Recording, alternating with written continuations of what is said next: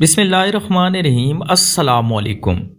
Jail میں ایسی عورت جس نے بغیر ہم بستر کے 7 سال میں 14 بچے پیدا کر دیے، اور وہ ہر سال 2 بچے کیسے پیدا کرتی، وجہ جان کر آپ کی چیخیں نکل جائیں گی۔ میں اس عورت کے فائل اپنے سامنے کھول کر بیٹھی تھی جسے جیل میں ہر کوئی شبو کے نام سے پکارا کرتا تھا۔ قیدی نمبر 248 جس کا پورا نام شبانہ لیاقت تھا۔ جیسے ہی میں نے اس کی فائل پڑھنی شروع کی میرے رنگوٹے کڑے ہو گئے۔ جو کچھ اس کی فائل میں درج تھا وہ پڑھ کر میں اپنی جگہ حیران رہ گئی تھی کہ بظاہر ایک نوجوان اور خوبصورت نظر آنے والی عورت بہت ہی شاطر مجرمہ تھی جو 14 بچوں کی ماں تھی، اور جس بات نے مجھے حیران کیا تھا وہ اس کا غیر شادی شدہ ہونا تھا۔ اس کی فائل میں واضح طور پر لکھا تھا کہ وہ ایک غیر شدہ 14 بچوں کی ماں ہے جس نے 7 سالوں میں 14 بچے جنم دے کر ایک انوکھا کارنامہ سر انجام دیا ہے۔ اسی بات نے مجھے حیران ہونے پر مجبور کر دیا تھا کہ جب اس کی شادی ہی نہیں ہوئی تو پھر 14 بچے کس کے تھے؟ جس جرم میں وہ سزا کاٹ رہی تھی وہ بھی انتہائی بھیانک تھا، اور اس سے بھی زیادہ عجیب بات یہ تھی کہ یہ عورت پچھلے 9 سال سے اسی جیل میں قید تھی، اور یہ جیل صرف اور صرف عورتوں کا جیل تھا۔ یہاں سے کسی مرد کا کوئی تعلق نہیں تھا، یہاں تک کہ یہاں موجود عملہ بھی عورتوں پر ہی مشتمل تھا، اور کوئی نہیں جانتا تھا کہ شبانہ عرف شبو نے یہ 14 بچے بغیر مرد کے کیسے پیدا کیے ہیں۔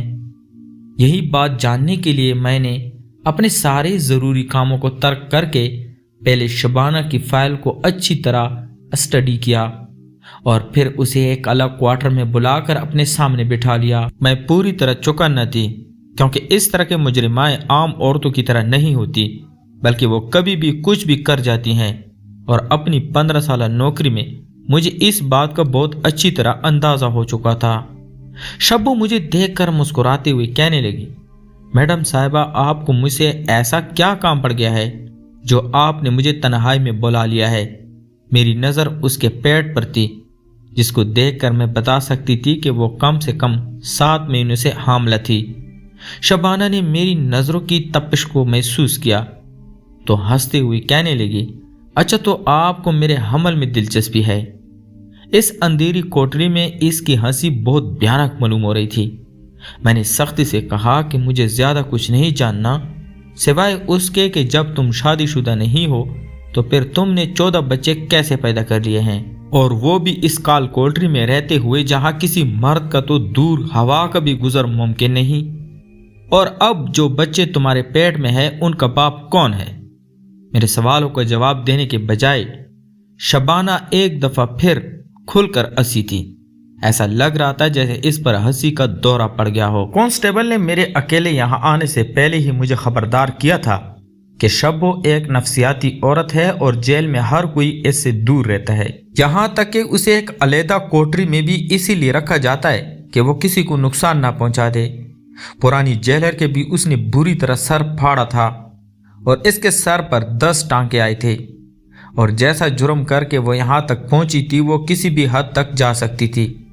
کافی دیر تک ہنستے رہنے کے بعد جب اس کی ہنسی رکی اور کوٹری میں سناٹا چھایا تو میں نے اس سے کہا کہ تمہاری ہنسی کے دورے مجھے میرے سوالوں سے نہیں رو سکتے، مجھے سیدھی طرح میرے سوالوں کا جواب دو۔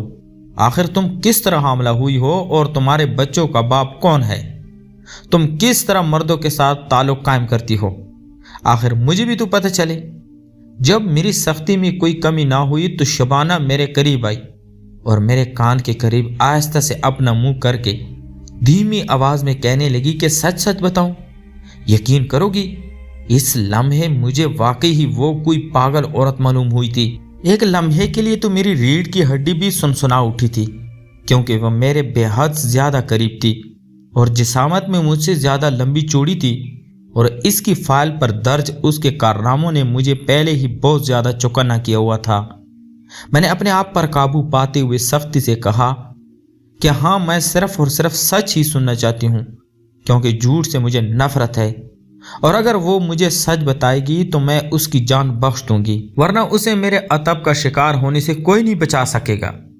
اس نے میری آنکھوں میں آنکھیں ڈالی اور بہت آہستہ سے کہا کہ میں کنواری ہوں اور میرا کسی مرد سے کوئی تعلق نہیں ہے، یہی سچ ہے۔ शबाना की बात सुनकर मुझे शदीद गुस्सा आ गया, क्योंकि मेरे सामने वो हामला खड़ी थी और मेरे मुंह पर सच के नाम पर झूठ कह रही थी। मैंने एक जोरदार तमाचा उसके मुंह पर लगाया और कहा कि तो फिर बच्चा किसका है जो तुम्हारे पेट में है? बिना किसी ताल्लुक के तुम हामला हो गई हो। थप्पड़ खाती ही वो दोबारा जोर जोर से हंसने लगी, और जब उसकी हंसी कुछ कम हुई तो कहने लगी, हाँ बिल्कुल इसी तरह जैसे मैंने 14 बच्चे पैदा किए हैं, अब फिर मैं बच्चा पैदा करने जा रही हूँ, और वो भी बिना बिस्तरी के। बात मुकम्मल होती है उस पर दोबारा हंसी का दौरा पड़ा था, और मैं जानती थी कि ये औरत इतनी आसानी से कुछ भी बताने वाली नहीं है। मैं गुस्से के आलम में उसे कोठरी में छोड़कर बाहर निकल आई थी, जहां कांस्टेबल हन्ना मेरी इंतजार में खड़ी थी। वो मुझे देखती हुई कहने लगी, मैडम साहिबा, मैंने तो पहले ही कहा था कि इसके मुंह ना लगिए। पता नहीं ये जादूगरनी है या फिर कोई बहुत ही मकार औरत। ये कैसे हमला होती है कोई नहीं जानता, जबकि ये तो अपनी कोठरी से बाहर भी कम निकलती है। इसे ज्यादातर बंद ही रखा जाता है, क्योंकि कब इसको दौरा पड़ जाए किसी को खबर नहीं होती।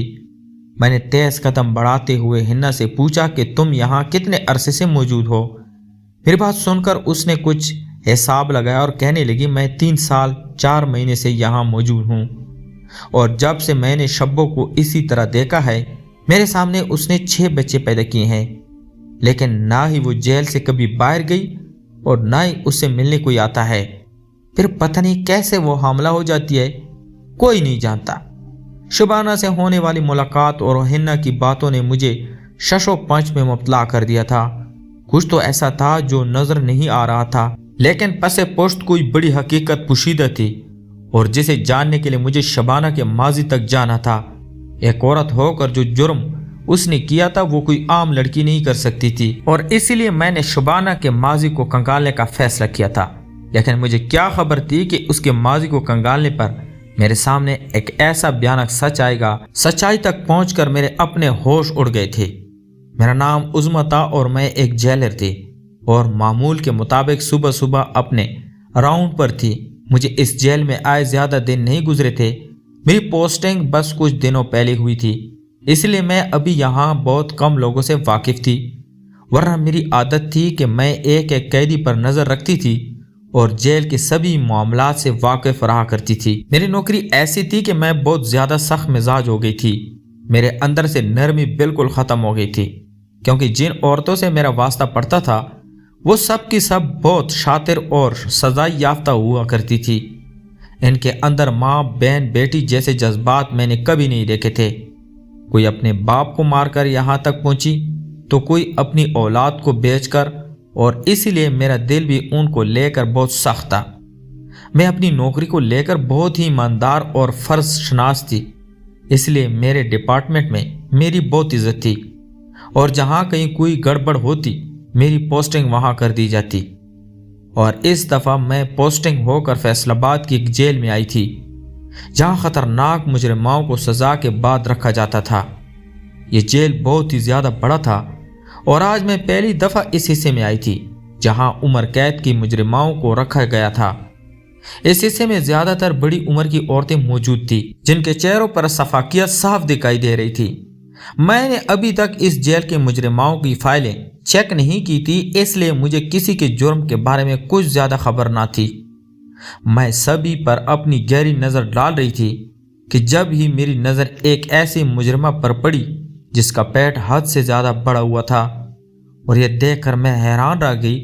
और मैंने अपने पीछे आने वाले कांस्टेबल से पूछा कि इस औरत को क्या हुआ है, तो उसने बताया कि ये उम्मीद से है। इतना तो मैं भी जान गई थी कि वो हामला है, लेकिन उस हालत में वो जेल के इस हिस्से में क्यों मौजूद थी, ये बात मेरे लिए हैरान कुन थी। वो कोई 35 साल की खूबसूरत और हसीन औरत थी, जिसके चेहरे पर जख्म के निशानात बता रहे थे कि वो कोई बड़ा गुनाह करके यहाँ तक पहुंची है, जिसके निशान आज भी उसके चेहरे पर वाज़े हैं। अमूमन मैं पहली ही नज़र में मुजरमों को अच्छी तरह जान लिया करती थी, लेकिन कभी कभी कुछ चेहरे पहली नज़र में समझ नहीं आते थे, और इस औरत का चेहरा भी ऐसा ही था। मुझे लगा कि शायद वो कुछ दिनों पहले ही यहाँ आई है। यही सोचकर मैंने उससे पूछा कि तुम्हें यहाँ आए कितने रोज़ हो गए हैं और कौन सा जुर्म करके यहाँ पहुँची हो। کم سے کم اپنے پیٹ میں پلنے والے بچے کا ہی خیال کر لیتی۔ میری بات سن کر وہ زور سے ہنسنے لگی اور کہنے لگی کہ میں تو پچھلے 6 سال سے یہاں موجود ہوں، اب تو مجھے اپنا جرم بھی یاد نہیں آ رہا۔ اس عورت کی بات سن کر میں دنگ رہ گئی اور کانسٹیبل سے کہا کہ کیا یہ سچ کہہ رہی ہے؟ اگر یہ 6 سال سے یہاں ہے تو پھر یہ بچہ کس کا ہے؟ کیونکہ یہ تو عورتوں کی جیل ہے اور بغیر مرد کے یہ کیسے حاملہ ہو سکتی ہے؟ میرے سوال کے جواب میں کانسٹیبل نے کچھ بھی نہیں کہا اور وہ میرے پیچھے ایسے خاموش کھڑی رہی جیسے اسے خود بھی اس بات کی خبر نہ ہو۔ اس سے پہلے کہ میں اس عورت سے مزید کوئی سوال جواب کرتی، مجھے بتایا گیا تھا کہ میرے دفتر میں کوئی ملاقاتی آیا ہے۔ یہ سن کر میں فوراً اپنے دفتر میں لوٹ آئی۔ کچھ سرکاری لوگ ملاقات غرض سے آئے ہوئے تھے اور میں پھر ان کے ساتھ ایسے مصروف ہوئی کہ شام کے وقت ہی فارغ ہوئی اور میری ڈیوٹی ختم ہو گئی اور میں گھر لوٹ آئی۔ وہ عورت اور اس کا حمل میرے ذہن سے پوری طرح نکل چکا تھا کیونکہ میرے اوپر کام کا بوجھ بہت زیادہ تھا۔ میرا ٹرانسفر جیل میں اسی لیے کیا گیا تھا کیونکہ یہاں کا نظام درم برم ہو چکا تھا۔ پرانی جیلر نے قیدیوں کے ساتھ بہت برا سلوک رکھا ہوا تھا اور اسی وجہ سے آئے دن ادارے کو خبر میں بہت زیادہ بدنامی کا سامنا بھی کرنا پڑا تھا۔ اور واقعی یہاں آنے کے بعد مجھے احساس ہوا تھا کہ یہاں سب کچھ الٹ پلٹ تھا اور پھر کوئی بھی چیز جگہ پر نہیں تھی، یہاں تک کہ قیدیوں کو مناسب خوراک بھی نہیں مل رہی تھی اور نہ ہی ان کے گھر والوں سے انہیں ملوانے کا کوئی خاص انتظام تھا۔ قیدیوں کو انسانوں کی طرح نہیں بلکہ بھیڑ بکریوں کی طرح رکھا گیا تھا۔ ایک جیل میں 12 عورتیں بند تھیں۔ میری پوسٹنگ کو 15 دن ہو گئے تھے اور یہ 15 دن میں نے اس قدر مصروف گزارے تھے کہ مجھے سر کو جانے کی بھی فرصت نہیں ملتی تھی، اور آج میں اس قدر تھک گئی تھی کہ میرے ذہن سے ہی نکل گیا تھا کہ آج میرے اکلوتے بیٹی کی سالگرہ ہے۔ اور جب میں گھر لوٹی تو میرا بیٹا میرے انتظار میں بیٹھا ہوا تھا۔ اس کے چہرے پر ناراضگی کے تاثرات موجود تھے، اس لیے میں نے اسے پیار سے گود میں اٹھایا اور سوری کی۔ میں اتنی لیٹ ہو گئی ہوں۔ میری ساس، شوہر اور بیٹا اچھی طرح میری نوکری سے واقف تھے، اس لیے کوئی بھی زیادہ دیر مجھ سے خفا نہیں رہتا تھا۔ میرا بیٹا بھی جلدی مان گیا اور ہم نے اچھی طرح اس کی سالگرہ منائی۔ میرا بیٹا ہادی میرا اکلوتا بیٹا تھا جو بہت ہی منتوں اور مرادوں کے بعد پیدا ہوا تھا، اس لیے اس میں میری جان بستی تھی۔ میں اپنی نوکری میں کتنی مصروف کیوں نہ ہوں، ہادی کے لیے ہمیشہ وقت نکال لیا کرتی تھی۔ آج بھی بہت زیادہ تھکے ہوئے ہونے کے باوجود میں نے بہت شاندار طریقے سے اس کی سالگرہ منائی تھی۔ رات کو تکی ہاری جب میں سونے کے لیے لیٹی تو اچانک ہی میرے ذہن میں اس عورت کا چہرہ چلا آیا جس سے میں صبح مل کر آئی تھی۔ میں اسی سوچ میں رہی تھی کہ میرے شوہر عباد کہنے لگے، کیا بات ہے بیگم صاحبہ، رات کے اس پیر بھی آپ کے پاس ہمارے لیے وقت نہیں ہے؟ عباد کی بات سن کر میں مسکرا اٹھی۔ یہ سچ تھا کہ میں انہیں بہت کم وقت دیتی تھی اور وہ بہت اچھی طرح میرے کاموں کی نوعیت کو سمجھتے تھے۔ عباد کہنے لگے کہ اتنے سالوں میں ہم صرف ایک بیٹے کے ماں باپ ہی، مجھے لگتا ہے کہ ہمارے اور بھی بچے ہونے چاہیے۔ عباد کی بات سن کر میں چونک گئی۔ میں اچھی طرح جانتی تھی کہ وہ کیا کہنا چاہ رہے ہیں، لیکن اس وقت میرے دماغ میں قیدی نمبر 248 شبانہ لیاقت چل رہی تھی، اس لیے میں نے چھوٹتے ہوئے عباد سے پوچھا، کیا کوئی عورت بغیر مرد کی بھی حاملہ ہو سکتی ہے؟ میری بات سن کر عباد چونک گیا اور کہنے لگا کہ نہیں، یہ کیسے ممکن ہے کہ اکیلی عورت حاملہ ہو جائے؟ انسان تو کیا جانور کو بھی اولاد کے لیے اپنے ساتھی کی ضرورت ہوتی ہے۔ تم کیوں اس وقت یہ سوال کر رہی ہو؟ میں نے مسکرا کر بات ٹال دی۔ میں عباد کو اپنی جیل سے متعلق زیادہ باتیں نہیں بتایا کرتی تھی۔ میری عادت تھی کہ میں اپنی ذاتی زندگی اور کام والی زندگی کو الگ الگ رکھتی تھی۔ کچھ ہی دیر میں عباد کی باہوں میں مجھے سکون آ گیا تھا اور میں سارے دن کی تھکن اور شبانہ کو بلا کر عباد کے ساتھ خوبصورت لمحات گزارنے لگی تھی۔ ہادی میرا اور عباد کا اکلوتا بیٹا تھا جسے پیدا کرنے کے لیے میں نے بہت جتن کیے تھے۔ حمل تھا کہ ٹھہرتا ہی نہیں تھا۔ پتہ نہیں کتنے علاج اور کتنی دعائیں کے بعد ہادی میری گود میں آیا تھا، اور ایک شبو تھی کہ جو بغیر مرد کی ہی بچے پیدا کیے جا رہی تھی۔ اگلی صبح اٹھتے ہی میں نے اس کی کیس پر کام کرنا شروع کر دیا تھا۔ میں اتنی خاموشی سے جیل کے اندر ایک قیدی کو کسی غلط حرکت میں ملوث نہیں دیکھ سکتی تھی۔ مجھے یقین تھا کہ شبانہ سب کی نظروں میں دھول جھونک کر غیر مردوں کے ساتھ تعلق بناتی ہے، اور مجھے یہی راز جاننا تھا کہ آخر وہ کس طرح اتنے لوگوں کو چکمہ دے سکتی ہے۔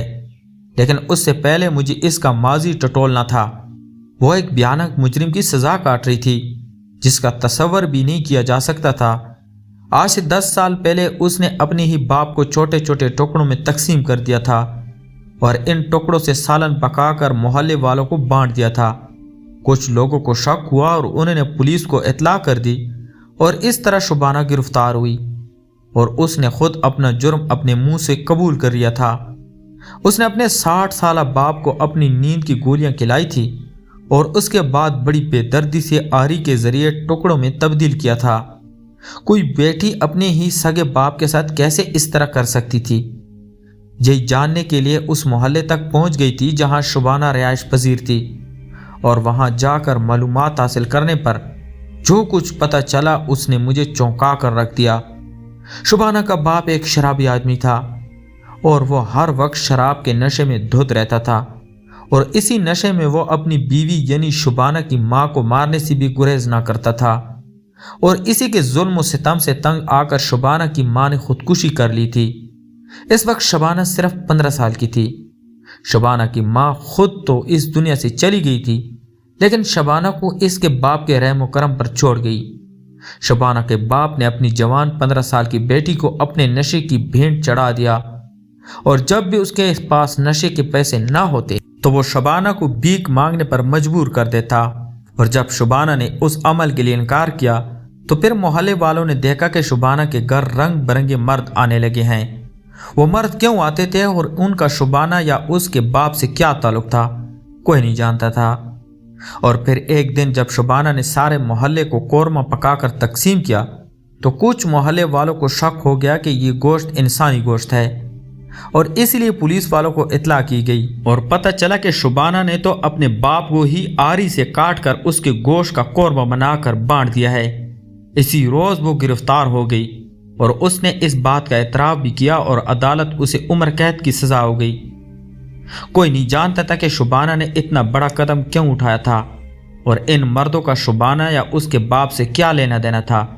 शुबाना ने कैसे अपने बाप को काटा था, एक 16-17 साल की लड़की कैसे सफाकी की इंतहा छू गई थी। ना ही शुबाना का कोई रिश्तेदार था और ना ही कोई जानने वाला, इसलिए किसी मोहल्ले वाले को भी खबर ना हुई थी कि शुबाना अब कहाँ है, किस जेल में है और उसे क्या सजा हुई है।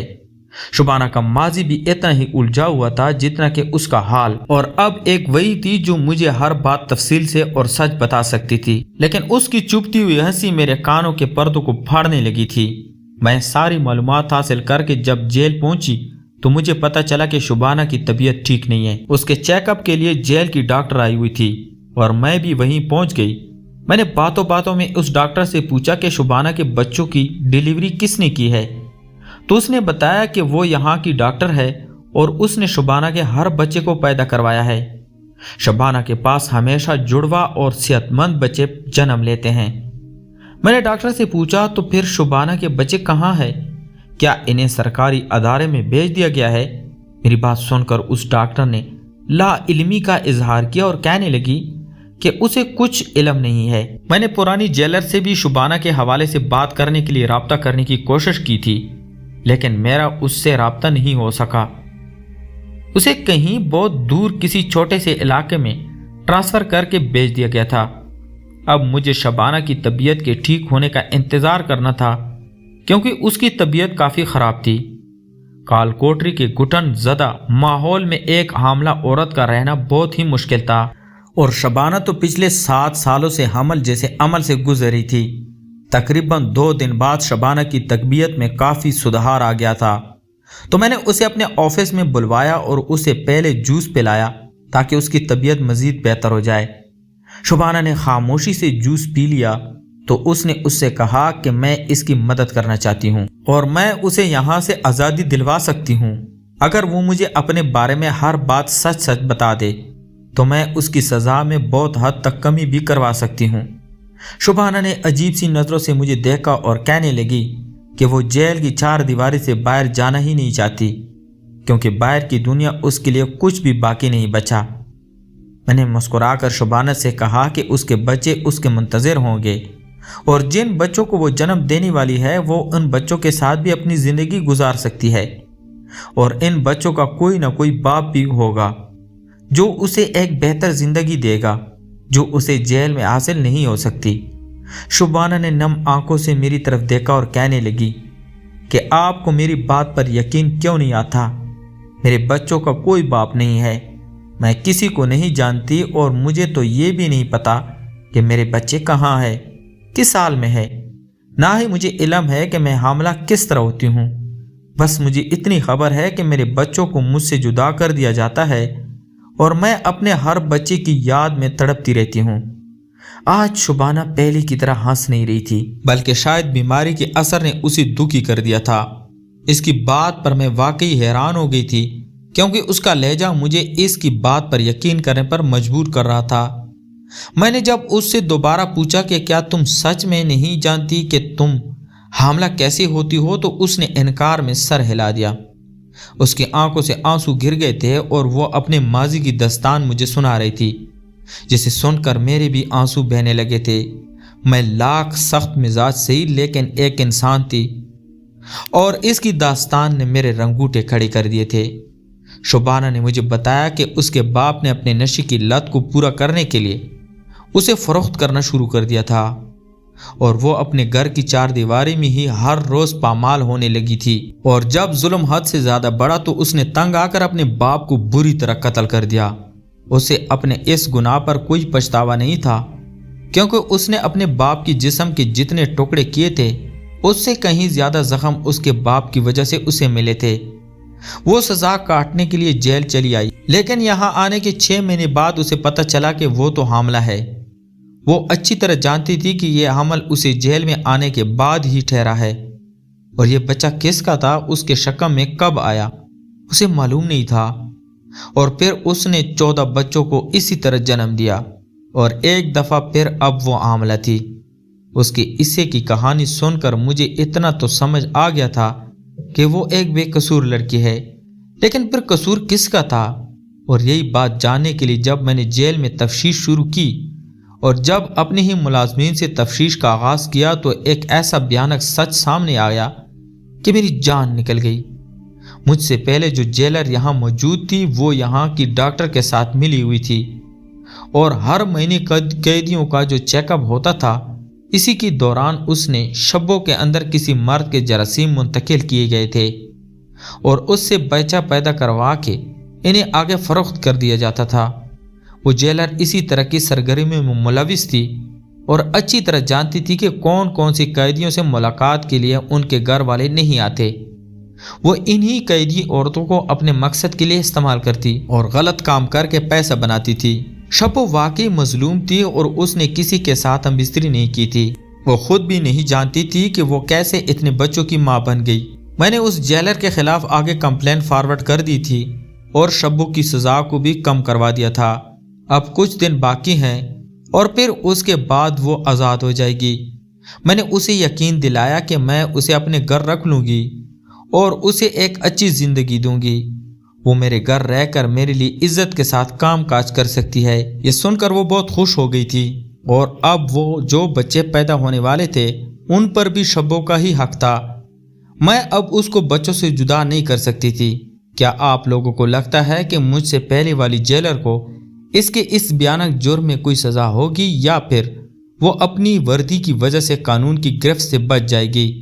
کیا آپ لوگوں کو جیل کی زندگی کے بھیانک حقائق کا کچھ علم ہے؟ کامنٹس میں ضرور بتائیے گا۔ تو پیارے دوستو، میں امید کرتا ہوں آپ کو آج کی کہانی پسند آئی ہوگی۔ اگر آپ کو ہماری کہانیاں پسند ہے تو ہمارے چینل کو لائک اور سبسکرائب کریں۔ ملتے ہیں ایک اور انٹرسٹنگ سٹوری کے ساتھ، تب تک اپنا ڈھیر سارا خیال رکھیے گا۔ اللہ حافظ۔